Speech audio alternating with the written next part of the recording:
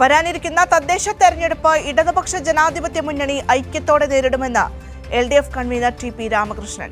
സംഘടനാപരമായ തയ്യാറെടുപ്പുകൾ പൂർത്തിയായെന്നും അദ്ദേഹം പറഞ്ഞു.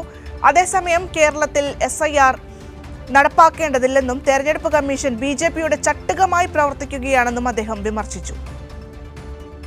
വരാനിരിക്കുന്ന തദ്ദേശ തെരഞ്ഞെടുപ്പിനായുള്ള സംഘടനാപരമായ തയ്യാറെടുപ്പുകൾ പൂർത്തിയായി. തെരഞ്ഞെടുപ്പ് ഇടതുപക്ഷ ജനാധിപത്യ മുന്നണി ഐക്യത്തോടെ നേരിടും. നിലവിൽ സീറ്റ് വിഭജന ചർച്ച നടത്തിവരികയാണ്. തെരഞ്ഞെടുപ്പിൽ യോജിച്ച പ്രവർത്തനങ്ങളിൽ ഏർപ്പെടുമെന്നും ജനങ്ങളുടെ ജീവിത പ്രശ്നങ്ങൾ ശരിയായ രീതിയിൽ മുന്നണി ചർച്ച ചെയ്യുമെന്നും LDF കൺവീനർ പറഞ്ഞു. നിരവധി സ്ഥാപനങ്ങളിൽ ഇതിനകം തന്നെ ധാരണയിലെത്തിക്കഴിഞ്ഞിട്ടുണ്ട്.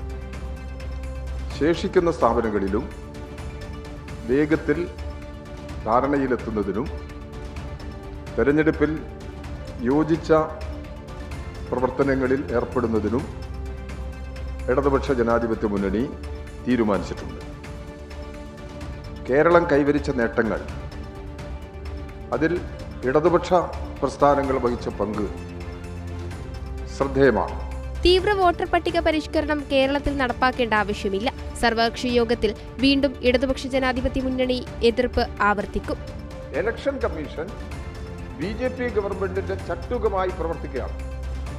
ഭരണഘടന സ്വതന്ത്ര പദവിയുള്ള ഭരണഘടനാ സ്ഥാപനം അത് ജനങ്ങളുടെ താല്പര്യങ്ങൾ പരിരക്ഷിക്കുന്നതിന് വ്യത്യസ്തമായ ഒരു സമീപനം ഈ പ്രശ്നങ്ങളിൽ സ്വീകരിക്കുകയാണ് ചെയ്യുന്നത്. കേരളത്തിലെ ഗവൺമെന്റ് ഈ മാസം 5-ാം തീയതി സർവകക്ഷി യോഗം വിളിച്ചു ചേർത്തിട്ടുണ്ട്. ഇടതുപക്ഷ ജനാധിപത്യ മുന്നണിയുടെ ശക്തമായ എതിർപ്പ്, ഈ പരിഷ്കരണത്തോടുള്ള എതിർപ്പ് ഞങ്ങൾ ആവർത്തിച്ച് പ്രകടിപ്പിക്കുകയാണ്.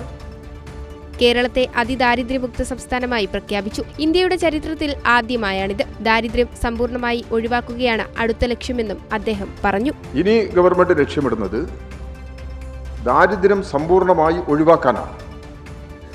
അതിന് സഹായകരമായ നിലയിൽ ഓരോ കുടുംബത്തിനും വരുമാനം വർദ്ധിപ്പിക്കാൻ കഴിയത്തക്ക സമീപനമാണ് കേരള ഗവൺമെന്റ് സ്വീകരിച്ചു വരുന്നത്. ഓരോ കുടുംബത്തിനും വരുമാനം വർദ്ധിപ്പിക്കുക എന്നതാണ് പ്രധാന ലക്ഷ്യം. വരുമാനം വർദ്ധിപ്പിക്കുന്ന സഹായകരമായ നിലപാട് സ്വീകരിച്ചു വരികയാണെന്നും അദ്ദേഹം വ്യക്തമാക്കി. കൈരളി ന്യൂസ്, തിരുവനന്തപുരം.